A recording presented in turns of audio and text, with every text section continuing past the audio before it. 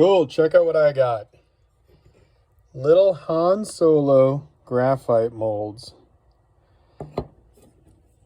They did an AG 999 for the back, so it'd go together like this.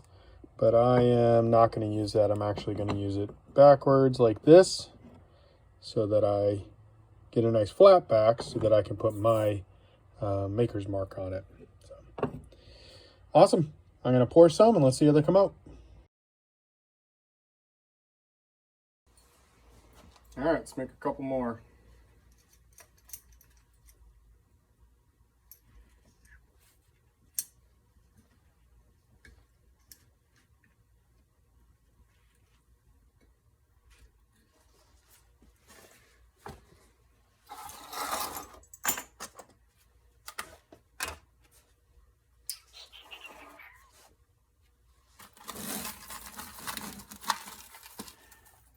All right, so this is the shot that we made in the last refining video. Okay. It came out to about 2,300 grams.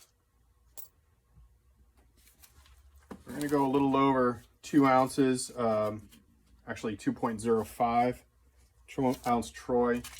Sometimes when you, the first couple times you do this, you'll have some silver that will stick in the flux that's built up around the edge of the crucible, and you'll end up coming up short every time. And it's super frustrating when you first start doing this, because you keep measuring out exactly 2 ounces and it keeps coming up like 1.998 or something. It's just super frustrating. I always go more and then I'll trim off the extra, try to get it as close as I can. All right, let's get our torch going.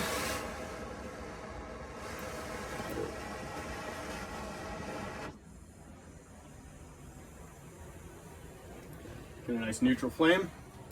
Now this mold is already hot because we've run a couple so far, so I don't have to keep reheating it.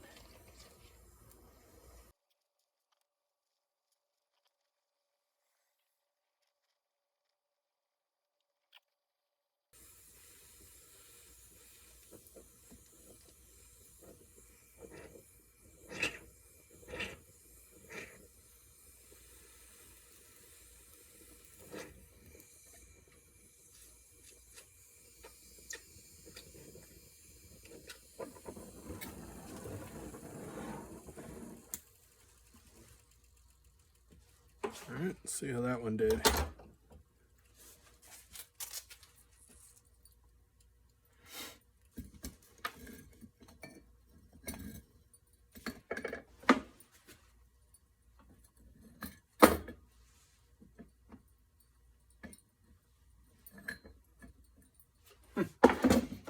Cool.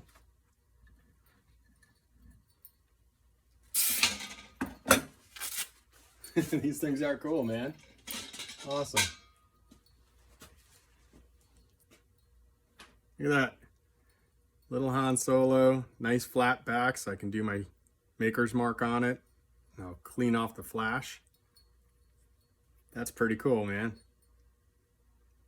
Look, the detail on the face is awesome. I don't know if you can see it. It's way better than the Sandcast. You can even see the wrinkles in his shirt and his fingertips coming through. That's awesome. Cool. All right, let's do some more.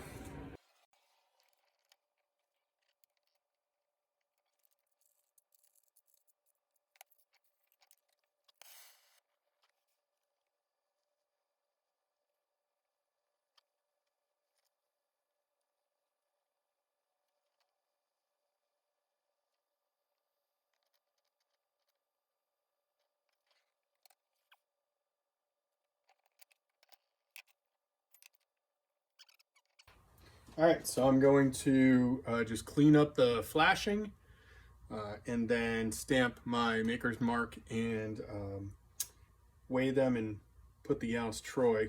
So on something like this where there's just a tiny little bit of flashing, just a good pair of wire cutters, if you take small bites at it, will go through and leave a fairly flat surface. Be careful though, because the edges are kind of sharp. Probably should be in gloves, but I'm not. Something like this, where there's a little bit of flashing right here along that edge and where I just cut off. Since this piece is already a distressed look, what I like to do is just take a hammer and flatten those over. If it was a really nice piece, then something with a really smooth surface, then I would probably want to file it. But as you can see, just rounding it over will give you basically the edge you're looking for there. I normally will just kind of run my finger around it and find any rough spots, like on that corner, and just kind of tap it down. You know, you want this thing to be comfortable in your hand when you're holding on to it. If you're like me, it's, I don't know, what kind of fetish is that when you like to play with stuff with your fingers? So I want it to be smooth and nice to hold on to. That'll work good. Let's clean up that bottom part. Let's go 1.93 because it's bouncing just over and under, and I don't want to under deliver. So 1.93 is what we're going to go with. The way I do this is I take a pencil and scribe a line across where I want to put my numbers. Now 1.93, get the numbers that you need and get them out. I have my OZT here all the time. 193. Okay. 1.93 is like 4 digits, right? With the decimal point. So what I normally do is I start in the middle digit. So I'm going a little bit off of the center with the 9. We'll hit that in. Okay, 9. And then I go off to the side of that for my 3.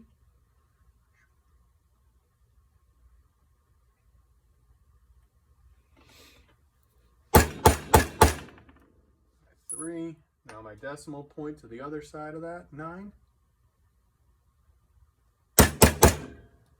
Decimal point, and then my 1.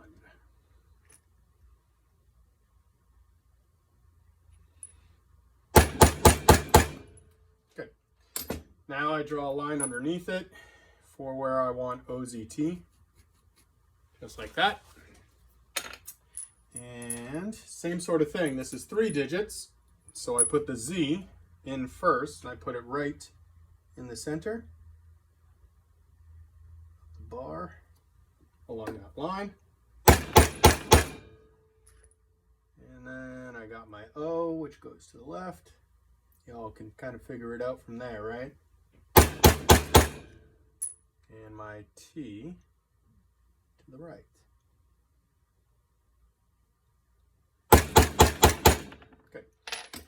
Now what I'll do is I'll just rub in a little pencil lead so you can see it. It'll show up. And then when I clean these, it will, that pencil lead will come out.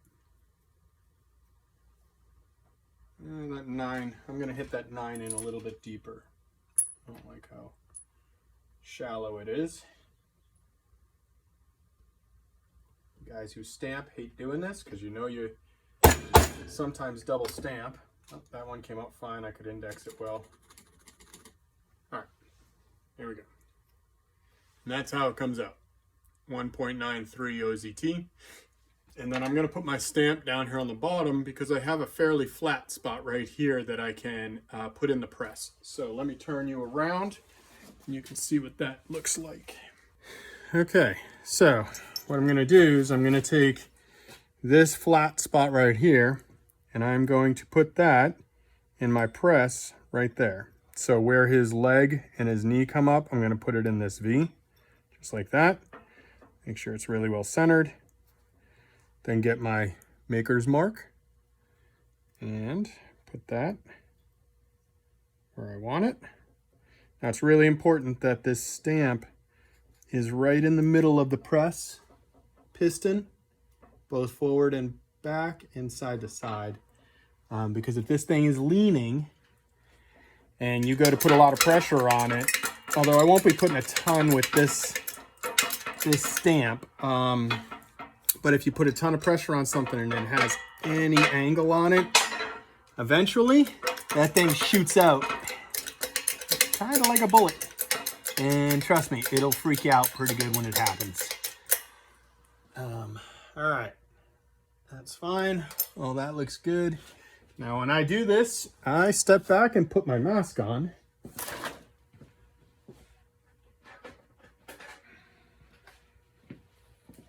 All right. And here we go. We're going to just press it down so that the stamp is flush with the silver base. One more. That should be enough.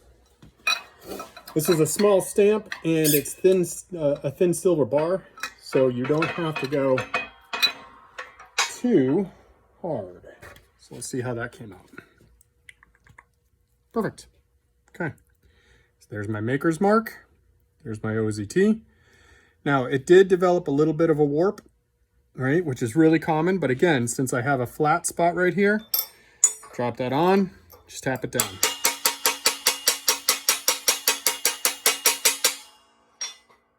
And that took care of my bow. And there it is. Nice. And then what I'll do is now I'm going to clean all this up and put it in a little sulfuric acid. Just get the surface really cleaned and etched. And then I will tumble it in my polishing and it'll come out perfect. And then after I tumble it, I'll make the decision if I want to antique it or not.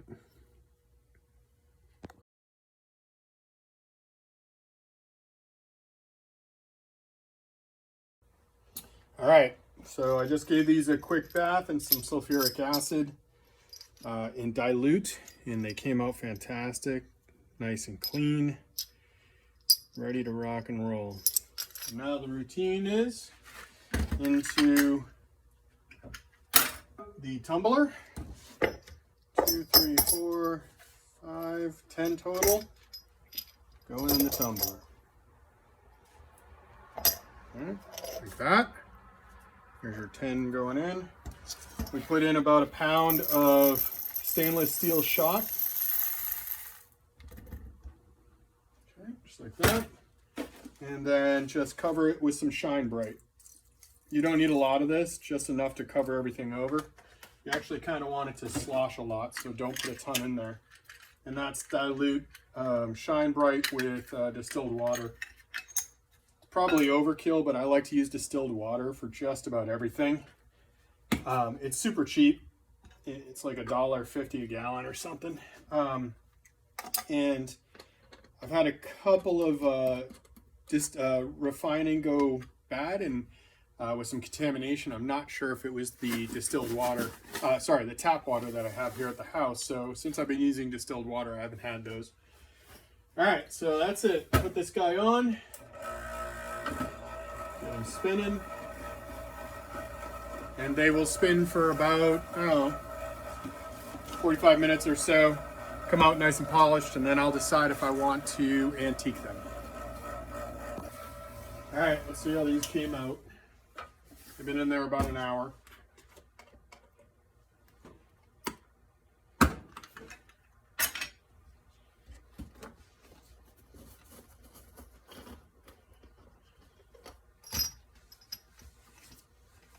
They're awesome.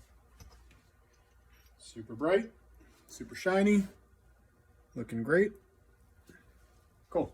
All right, we'll get these dried off, and I think what I'm going to do is I'm going to keep some really shiny, just like they are, leave them just like this. And then I'm going to antique a few of them, and then I think I'm going to rainbow tone some as well. So I will get that set up and kind of show you the process of rainbow toning. Yeah, I think these will look cool. I mean, I know the antiquing looks awesome and it looks like carbonite, which is really cool. Some people don't like the antiqued because, I don't know, maybe they feel like it's not pure, you know, because the silver is not super shiny, but you know, it is what it is. A little bit of something for everybody, right? So again, I'll leave some of these nice bright, shiny, just like that, with a nice, oh, it's got a little bit of flux on it. I'll have to chip that off. Yeah, nice bright backs, my maker's mark, and we'll leave them like that.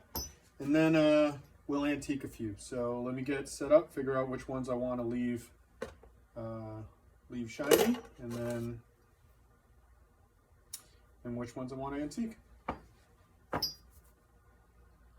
All right, so we're going to rainbow tone 3 of these, and the way to do that is just put 1 or 2 very small drops of liver of sulfur in like a cup of warmish hot water. It should look really like kind of like warm pea.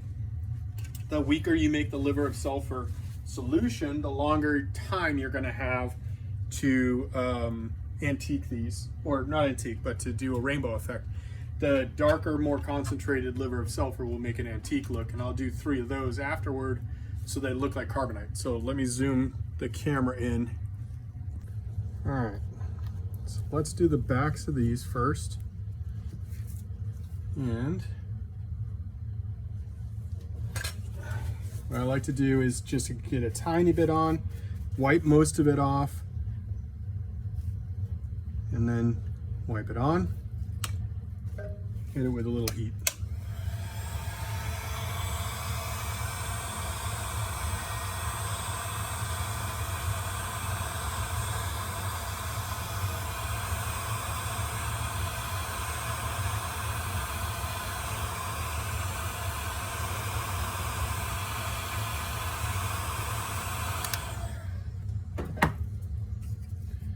Okay, now you can put a little bit more on and it should stick. There it goes.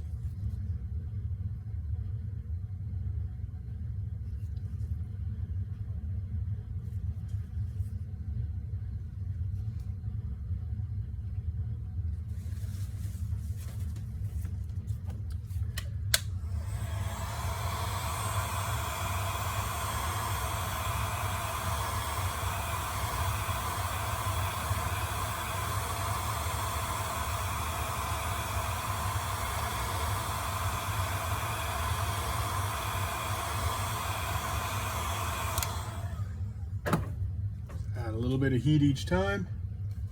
Add a little bit more.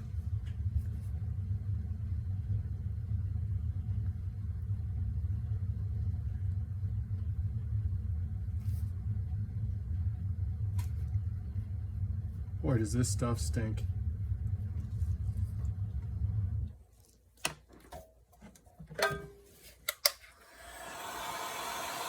Now you're going to start to see the blues and the greens and the purples come up.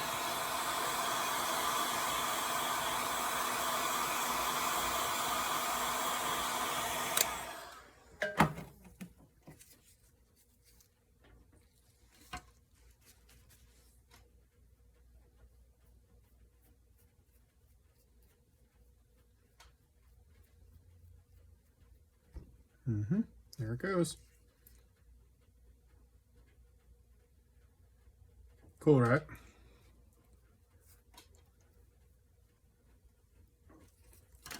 And that is how you rainbow effect a silver bar. At least how I do it. I'm sure there's ways to do it different, but that's the way I do it. All right. This thing's already hot.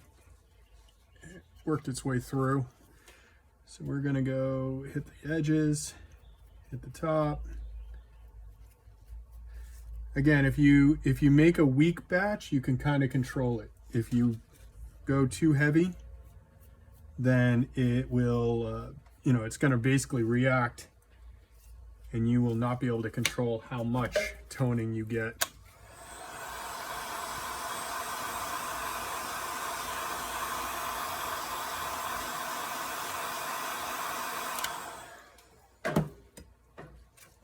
Okay, so this one should get us a lot of blue and green.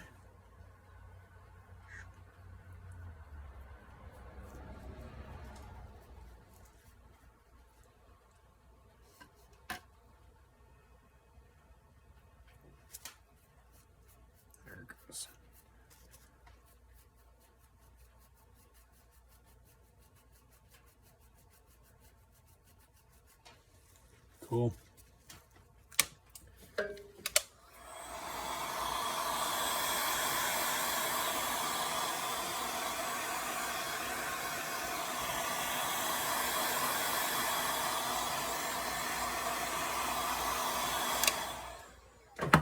Let's go one more.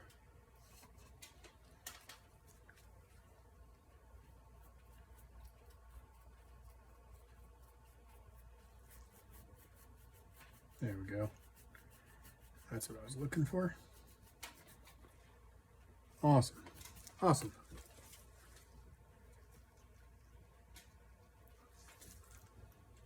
Yep. And there's your rainbow effect. Han Solo, number 5. That's pretty cool. Very killer. So I'm going to do 3 of them like this, and then I will do 3 of them antiqued and polished.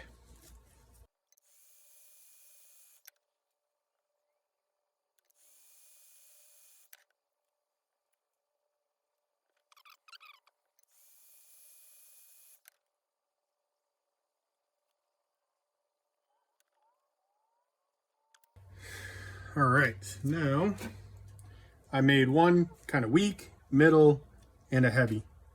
All right, so here's my lighter, weaker, toned one, more golds and oranges. Very cool. Here's my middle of the road one. A little more blues, a little more purples, still mostly gold. And then here's my heavily toned one, which is really, really rich. Tons of cool blues and purples in this one. So those are pretty awesome. We're going to put those right up top like that. Now we'll heavily antique these and then polish them to bring up the high points. So these ones I can heat up pretty good. I'm gonna put a pretty heavy dose. I'm gonna add some more liver of sulfur to the solution.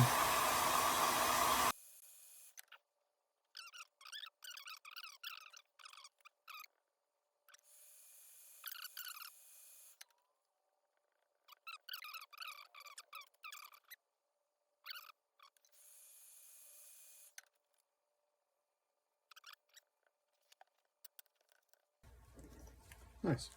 Now you get that kind of grayish blue carbonite look to it versus your rainbowed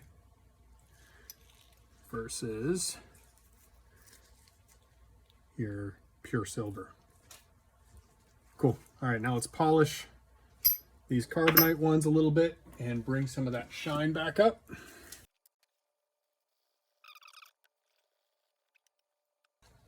All right, there you go.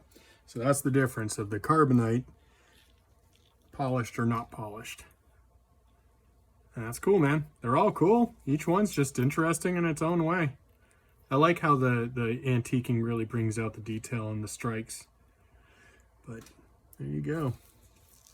So now we got 4 different options, right? Carbonite, carbonite polished, rainbow gold, pure silver.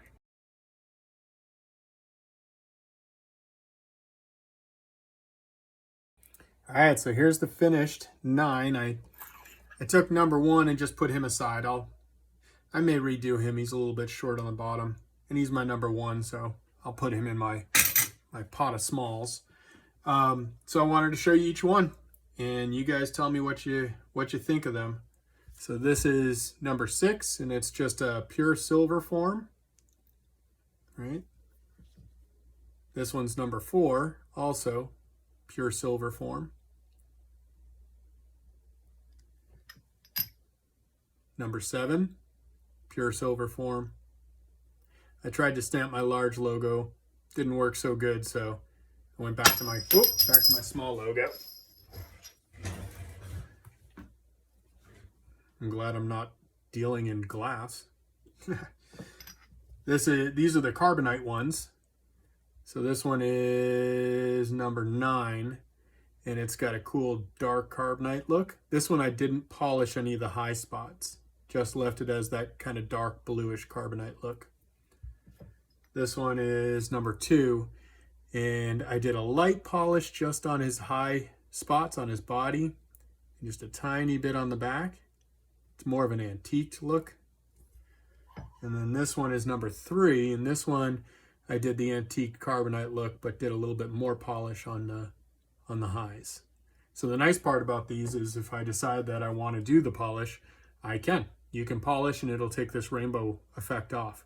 So if you decide that you do like that, you can just polish it off. And then these are the rainbow effect ones. This one is number 8.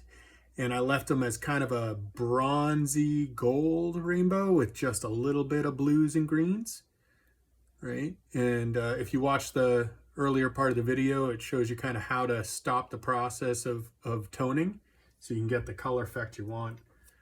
This one's the middle one. I did a little bit deeper color. This one's number 10, and it's got a little bit deeper blues, a little more blues and greens. It came out pretty cool. And then this one's the most rainbow effect. This one's number 5, and this one's got all kinds of really deep colors. Very cool. Very, very cool. All right, so in the comments, let me know what finish you guys like, and do you like the really dark carbonite or the dark rainbow? Do you like the mediums? Do you like the light effect? Do you like just the pure silver? All right, that's it, guys. Always having fun. If anybody's interested in trading some silver with me, I would love to do that, and do another couple mystery boxes. I think I have one coming from a fellow hand pour guy. So I'm looking forward to that. And when it comes in, I will do a reveal. All right, have a great one.